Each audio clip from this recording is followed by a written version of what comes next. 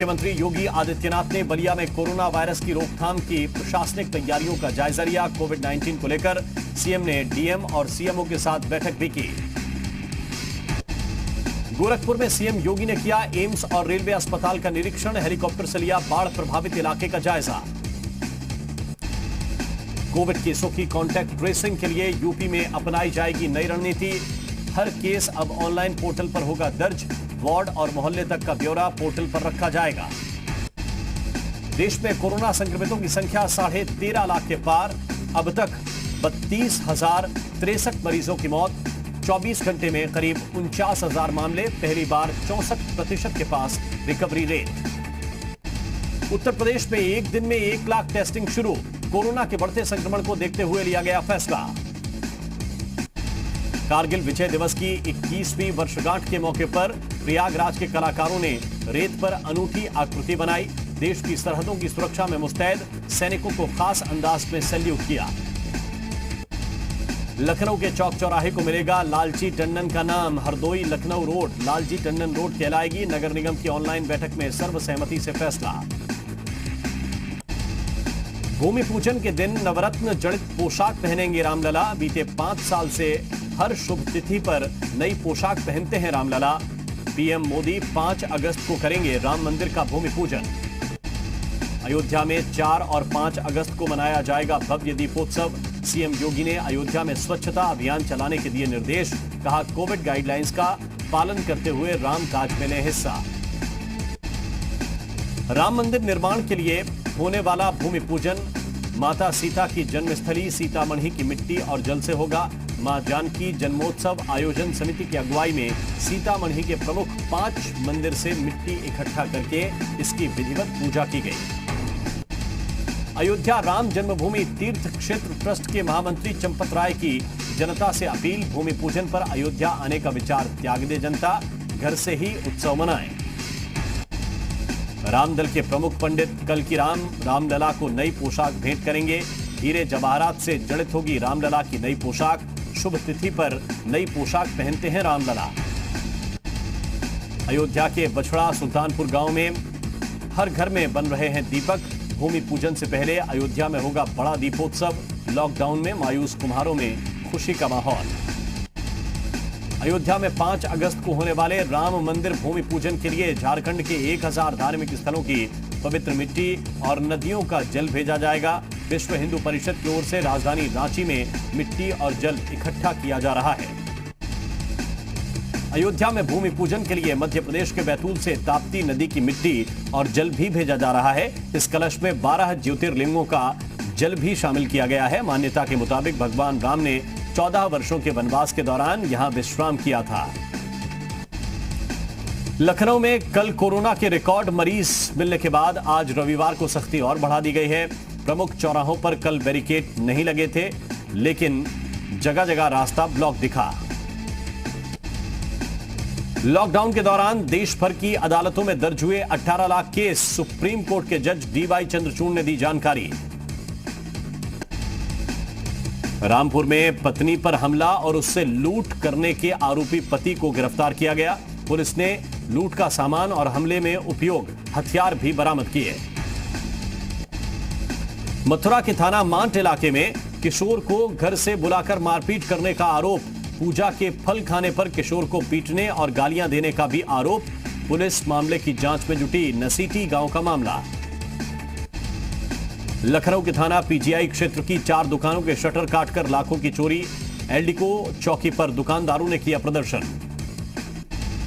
फतेहपुर के चांदपुर थाना क्षेत्र में यमुना नदी में डूबे 2 बच्चों के शव बरामद। गोताखोर की टीम ने 27 घंटे बाद डूबे बच्चों के शव बरामद किए। दपसौरा गांव का मामला। फिरोजाबाद में बोरवेल की सफाई करते समय मिट्टी में दबकर मजदूर की मौत। परिजनों ने मुआवजे की मांग की। प्रशासन ने हर संभव मदद का दिया आश्वासन। प्रयागराज में अस्पताल से कोरोना मरीज के लापता होने के मामले ने तूल पकड़ा। कांग्रेस कार्यकर्ताओं ने एडीएम सिटी को जिलाधिकारी के नाम ज्ञापन सौंपा। जिम्मेदार अधिकारियों पर कार्रवाई की मांग। अलीगढ़ के थाना जवा में पुलिस और पशु तस्कर के बीच मुठभेड़। 1 तस्कर घायल, 2 मौके से फरार। पुलिस ने 2 तमंचे और भारी मात्रा में कारतूस बरामद किए। बागपत पुलिस ने मुठभेड़ में बदमाश सुनील राठी गैंग के शार्प शूटर को धर दबोचा। जवाबी फायरिंग में बदमाश अजय उर्फ अंशु गोली लगने से घायल हो गया, जबकि दूसरा बदमाश भागने में कामयाब रहा। पकड़ा गया बदमाश सुनील राठी गैंग का शार्प शूटर है। कानपुर देहात में ब्रजेश पाल नाम का शख्स लापता, परिजनों का आरोप उनके बेटे का अपहरण किया गया है। अपहरणकर्ताओं ने 20 लाख की फिरौती की मांग की है। परिजनों ने पुलिस से भी मदद की गुहार लगाई। कानपुर देहात के एसपी अनुराग वत्स ने ब्रजेश पाल मामले पर कहा कि सर्विलांस एसओजी समेत कई टीमें गठित की जा रही है, जल्द ही घटना का खुलासा किया जाएगा। कानपुर के संचित अपहरण और हत्याकांड में मुख्य आरोपी बनाए गए ज्ञानेंद्र के पिता कृष्ण यादव ने पुलिस की कार्यप्रणाली पर सवाल उठाए। उनका कहना है कि जिस कार से अपहरण और हत्याकांड को अंजाम देने की बात हो रही है, वो पिछले कई महीनों से उनके घर के बाहर ही खड़ी हुई है। जौनपुर के जिला प्रशासन ने टॉप 10 अपराधियों पर शिकंजा कसना शुरू कर दिया है। पुलिस ने गैंगस्टर एक्ट के तहत कार्रवाई करते हुए अपराधियों की करीब 1 करोड़ 45 लाख की संपत्ति कुर्क कर दी, जिसमें 2 शराब तस्करों की संपत्ति भी शामिल है। गाजियाबाद में सीएनजी पंप पर मारपीट का वीडियो सामने आया। पंप पर 3 लोगों का सेल्समैन से पैसों को लेकर विवाद हुआ था, जिसके बाद उन्होंने सेल्समैन के साथ मारपीट शुरू कर दी। पुलिस ने इस मामले में 3 लोगों को गिरफ्तार कर दिया है। गाजियाबाद पुलिस ने सेक्स रैकेट का भांडाफोड़ किया। पुलिस के मुताबिक सेक्स रैकेट थाना साहिबाबाद क्षेत्र के शालीमार गार्डन में चल रहा था। यहीं से पंजाब उत्तराखंड में लड़कियां सप्लाई की जाती थीं। 15 गिरफ्तार। आगरा के फतेहाबाद थाना इलाके में पुलिस ने मुनादी के जरिए खनन माफिया को चेतावनी दी। पुलिस ने आगाह किया कि अगर अवैध खनन किया तो कड़ी कार्रवाई की जाएगी। मुरादाबाद में आपसी विवाद में एक की मौत, भाई पर हत्या का आरोप। मृतक की पत्नी का आरोप है कि उनके जेठ भारत ने उन्हें और उनकी सास को भी पीटा। पुलिस मामले की जांच कर रही है। वाराणसी में पुलिस पर आरोप है कि लखनऊ में कस्टम विभाग की डीएसपी के भाई को मामूली से विवाद में 3rd डिग्री दी। मामला हरहुआ करोमा गांव का है। आरोप है कि पुलिस ने एक तरफा कार्रवाई की। एसपी ग्रामीण ने जांच के आदेश दे दिए हैं। 2 पुलिसकर्मी लाइन हाजिर। फिरोजाबाद के सिरसागंज थाना इलाके में बोरवेल की सफाई के दौरान हुआ हादसा। मिट्टी धंसने से एक मजदूर की मौत। वाराणसी में अपराध की रोकथाम के लिए प्रशासन ने सख्त कदम उठाया। सट्टा खेलने में शामिल अभियुक्त के खिलाफ गैंगस्टर एक्ट में कार्रवाई करते हुए पुलिस ने जुए के पैसे से अर्जित संपत्ति की कुर्की की। रामपुर के पटवाई थाना इलाके के दलपुरा गांव में पुराने विवाद को लेकर हुई फायरिंग में एक व्यक्ति की मौत, एक घायल।